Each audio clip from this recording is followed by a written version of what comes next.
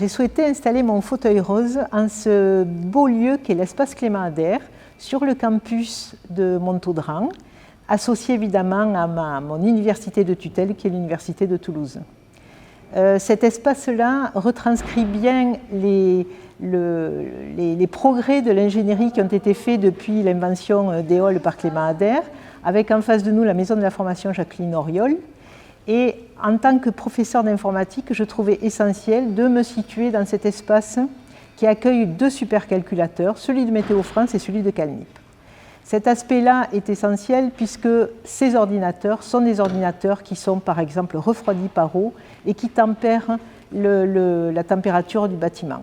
En cette année de l'ingénierie, il me semblait essentiel de mettre en avant cette composante et de rendre hommage à tous nos prédécesseurs et à tous nos collègues académiques qui travaillent dans ce domaine. Catalane d'origine, née à Perpignan, je suis venue à Toulouse parce que Toulouse était un grand centre universitaire en termes d'informatique.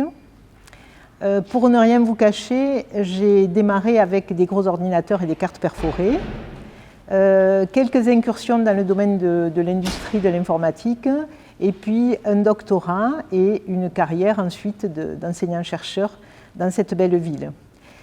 C'est un milieu très très porteur que le milieu académique toulousain, puisqu'il permet en fait d'associer la recherche et l'innovation dans le cadre de toutes ces relations industrielles. C'est essentiel pour moi puisque j'ai navigué entre ces différentes facettes. C'est essentiel également d'enseigner, d'être au contact des jeunes, et je suis toujours aussi motivée, bien qu'ayant assumé des responsabilités au niveau de mon laboratoire, de mon université en tant que vice-présidente, etc. C'est essentiel de rester au contact de ces jeunes et de transmettre. Un autre aspect important est celui de la présence des femmes dans les sciences, dont on sait qu'actuellement on constate une pénurie de vocations de jeunes filles dans ce domaine-là. Donc je suis très investie également dans la coordination locale de cette association Femmes et Sciences, mais également au niveau national et dans beaucoup d'autres associations qui portent la cause des femmes et en particulier dans l'ingénierie où elles sont très présentes, très brillantes, mais pas assez nombreuses.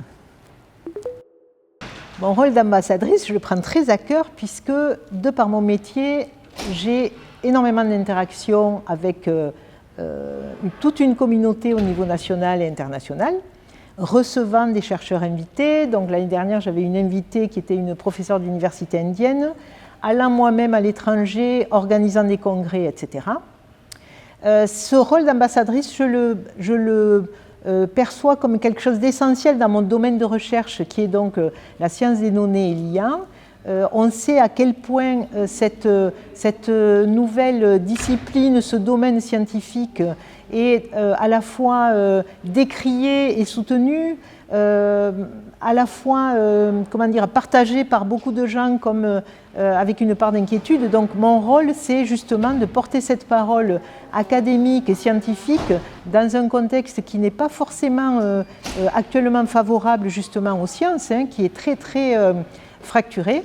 Donc je prends très à cœur ce rôle d'ambassadrice pour porter l'image de Toulouse à travers cette problématique des données qui peuvent être genrées et déséquilibrées, donnant lieu à un certain nombre de biais. Toulouse est une ville très très représentative, comme je l'ai dit, au niveau académique et au niveau de la recherche, de l'innovation de l'industrie. Donc c'est essentiel pour moi d'être dans cette dynamique de ce site et d'arriver à porter une parole équilibrée autour des sciences, de l'ingénierie, de l'informatique et des femmes. Mon actualité, elle est quand même très très liée à mon travail évidemment quotidien de recherche. Donc j'ai beaucoup d'activités dans le domaine de la cybersécurité. Il ne vous a pas échappé que c'était un domaine de pointe sur lequel nous sommes très très très sollicités, en particulier donc sur le social engineering, également sur les biais de l'IA, puisque j'interviens beaucoup pour avoir en termes de vulgarisation le genre comme illustration de ces biais de l'intelligence artificielle, en lien avec les biais cognitifs, humains, etc. Tout ça me tient à cœur.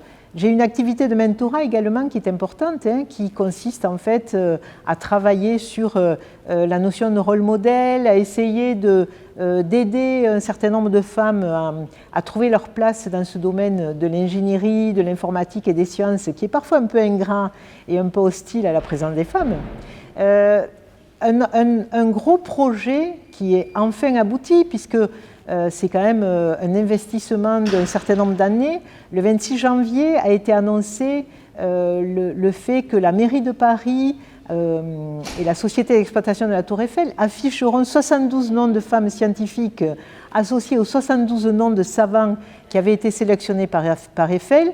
Et je dois vous avouer que pour moi, ça a été une grande émotion de voir ce projet dans lequel je suis une femme de l'ombre, mais vous savez que les femmes scientifiques sont souvent des femmes de l'ombre.